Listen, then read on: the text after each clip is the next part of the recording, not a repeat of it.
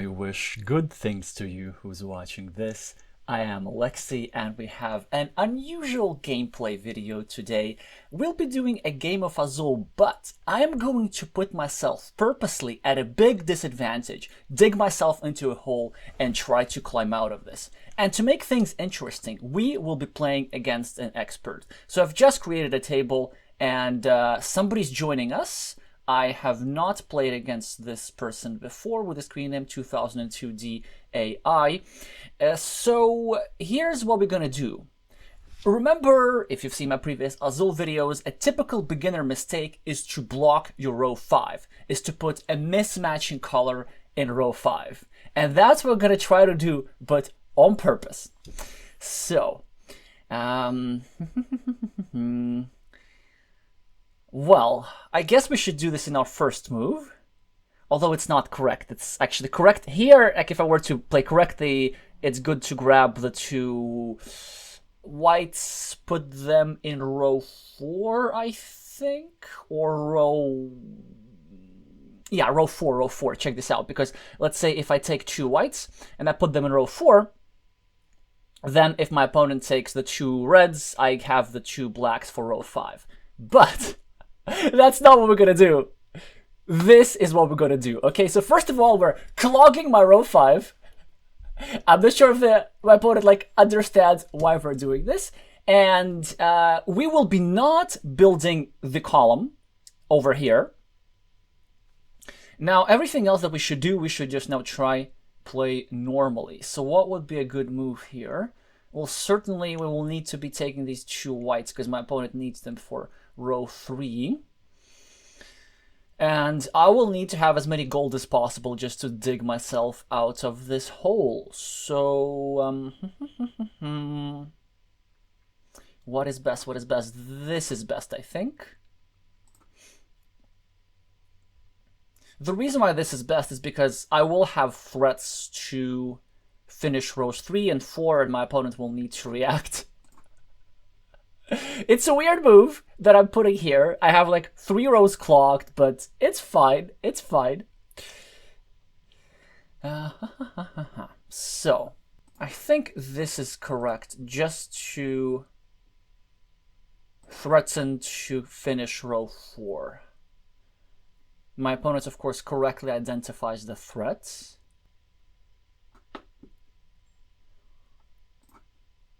Then we finish row 2, and then we finish row 1. So if you look, things are working out great. We have at a huge disadvantage after round 1.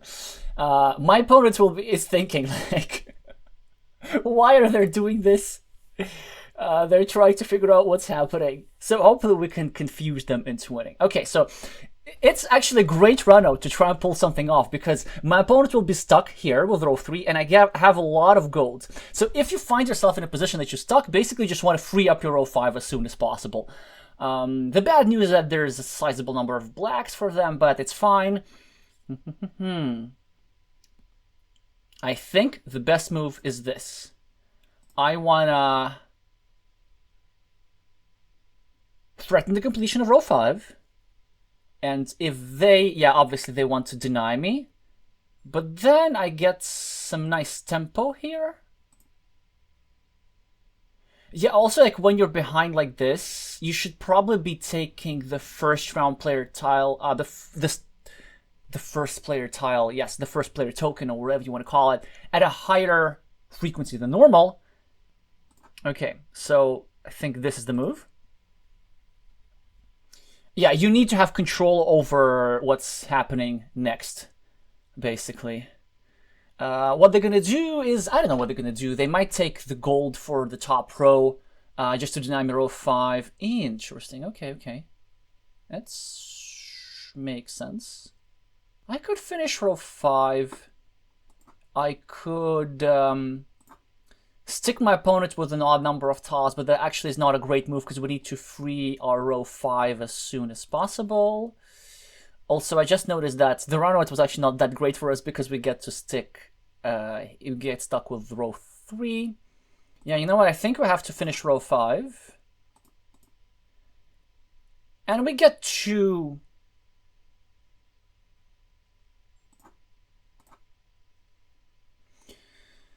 decent moves after this. My opponent gets the 4 blacks for the 5th row, which is not ideal because they will be able to do some damage with them. But it's fine. I have not been doing great tile tracking, if I'm completely honest. Well, we don't have many options. We have to finish row 3 here, because my opponent can use these tiles for the row 2 instead. Okay, now actually maybe we can do something. So I think the move is to still go for the tile turnover and try to finish at least one column in this game. We will be able to finish the 2nd row this round somehow, I hope. Or if not, this means that my opponent will fail to do so as well. I think this is correct. They will need to take the 2 golds. Then I take the 1 black, then they take the 2 reds. Something like this. Yeah, it's all pretty forced. They need to take the 2 reds because that's the only thing that they can fit into row 1. And it's fine that we don't complete row 2 this round because neither do we. And here we want to be super efficient. We actually want to use 1 blue just to preserve the 2 points. And we probably will be needing the blue in this row anyway. So we're only down 3 points. Well, the run out in this round is not ideal because there's just so many whites. They will be able to finish. Ooh. They're very close to getting a 2nd column, actually. So maybe we'd forego this black. What if we just try to grab some whites instead? I mean, I don't think that actually works. Well, you know what? No, I think I'm going to grab this. Yes. There's a reason for that. There's a very good reason for that. Let's say if they grab the 2 whites, which is a natural move, then... Go ahead. Then at least we get to deny them row 1. So that's something. Huh. Well, their move makes sense. We should probably, I guess, just get this over with.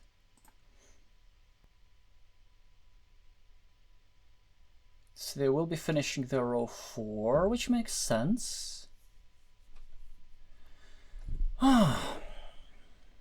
Now it's something quite tricky. So I don't really want to give them the blues because that gives them a 2nd column, pretty much uncontested. I don't remember the runouts, but there has to be a sufficient number of blues still. So I think the move for me is to do something like this. It will come at a price, though. I will not be able to complete my 3rd row this round. But... well, if my opponent makes a mistake, then that's not a problem. I'm happy to make this minus 1 point move because all this means that my opponent does not get to complete the row 3 either. And they could have threatened complete color on reds by completing that row. The bad news is that we're still massively behind, but we have a 10-point move set up, and they will be finishing the row 3 and another column because of that, which is bad. But the good news is we can force the game into the 6th round. Well, first of all, we should actually calculate, can we win this game in this round? Let's say we're at -5. We're going to have 10. They get 14. No, 7 plus 7, 14 over here. So we're going to be -9. Yeah, we're going to be -9. And what are we going to do about it? Okay, -7 because of the extra row. Can we saddle them with some gold, maybe? We could. But I think instead we'll be trying to do... well, here's the problem, right? We actually really need the first player tile. But if we take any one of those, I just don't see how we can use this tile productively. Okay, let's try this. It sounds a bit weird, but just trust me. Let's try this. Very interesting. I think that's actually a mistake. So, well, we should be taking the 2 blues just to see what happens. So how we're doing for the score? I should be counting this quicker. But I think it's fair to assume that we're losing by a lot. What? Why would they do that? I mean, I guess they want me to prevent from completing my row 1, but I would not be winning. It's against my interest to finish the game. So I have only 1 move. I really just need to use this tile, but how do I use it? Here's the thing, like, if we put it on row 5, we have nowhere to put blues. And it would be nice to finish complete color with blues if we get a lot of blues. But then I want to preserve every point that I can, and if we put the white in row 5, maybe we get to threaten a second column. But actually, all in all, this is just better for the win percentage. And what are they going to do? I guess they have to take the blacks. They're going to lose a lot of stuff. Yes, okay. And then we get the 3 golds here, and suddenly maybe our position is sort of kind of winnable. I don't know. We would need a really, really good run out. So we're at...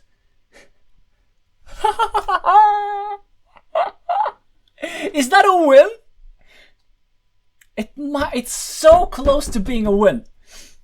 It's so close to being a win. I think actually we might win this. So they have to take, yeah, they have to take the black, and the thing is, what do we do next? So I guess we want to prevent them from completing this row, and yeah, this just appears to be... Oh, no. Maybe there's something better. Because we also get to threaten complete color, right? That's so cool. Yeah, maybe this is stronger, actually. My idea is that maybe we can saddle them with some tiles. You see, like, if they're finished their second row, then we get complete color. And it's just a lot of points here. But if they take the golds, which I think they should have, actually, then I would be taking the whites over here. Yeah, they will be taking the reds. Well, not much that we could have done about this. And now the ending is basically forced. We will be stuck with some blues. No, actually we'll be stuck with 1 gold no matter what we do. So I guess we might as well go here. And I think... I haven't calculated the points meticulously, but I think this should be a win. Plus 10, plus 8. Okay. They lose stuff.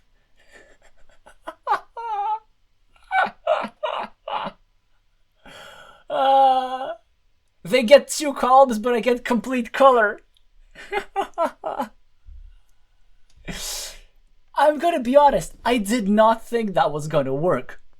So yeah, hopefully that was somewhat instructive. The first thing, you can see after round 1 in how bad a position I was when I had my 5th row blocked. You know, obviously I did this on purpose for this video, but I could have done that accidentally. But then the way you climb out of this, you grab the first player token a lot so that you get to control of the first move, and you can grab the most important color to unblock yourself, and then later you start creating threats elsewhere. So one of the things, you see what ended up happening, this useless row 5 ended up being useful because it contributed to the complete color, or at the very least, the complete color threat. By the way, after we placed the 2 gold in row 4, I don't think our opponents could have done anything. I think maybe they were actually better off taking the 2 goals here, and then they would have had slightly more points for row 3. I would not have had that, but then they would not have had row 2 because I would have taken the whites over here.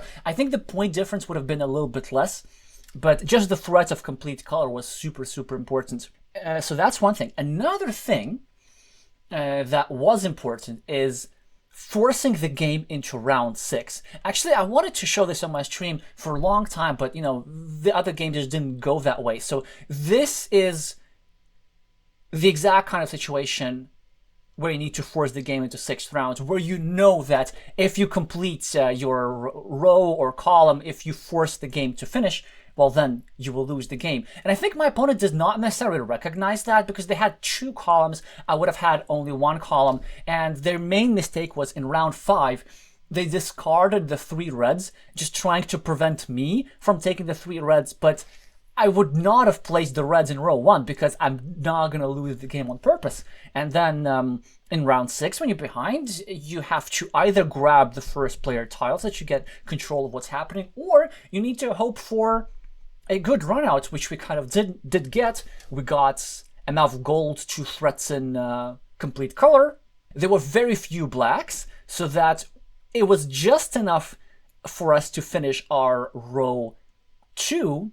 But because of that, was only 1 black left. It was a forcing move for them, so they needed to take the black to get their points, because if they do not take the black, I just dump 1 black in my floor line, sacrifice 1 point in order to prevent my opponent from getting 5 plus 2 plus 2 for the bonus, in order to prevent my opponent from getting 9 points. So yeah, the 6th round run out was super fortunate for us. That was fun for me. I don't know if it was fun for you, but do drop a comment in the floor line about what you think, and would you have made any plays differently, and if you have any questions or anything. I do like talking about competitive Azul and about competitive Carcassonne. In case you're new to this channel, I remind that most of my videos are devoted to competitive Carcassonne, and I do Azul video once in a while. Do what you will with this information. Hopefully this means you'll subscribe, but anyway, thank you so much for watching, and I'm gonna see you soon.